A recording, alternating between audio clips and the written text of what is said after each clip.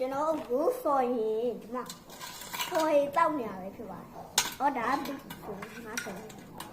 ဒါကြပါအောင်စတော့အလဲစတော့ဝေးတော့ဖြစ်တယ်ပြည့်ပြီးပြည့်ဟုတ်တယ်ကျွန်တော်လည်းမှားသွားလို့ဟုတ်ကောင်းနော်တောက်ကားတယ်ဒီမှာကြည့်တာ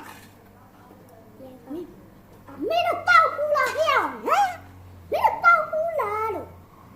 တောက်ဘူးလားဘို့မင်းတို့တောက်ဘူးလားအဲ့လိုဒီမှာကြည့်လိုက်အဲ့လိုတောက်ဘူးလားမင်းတို့တောက်ဘူးလားလို့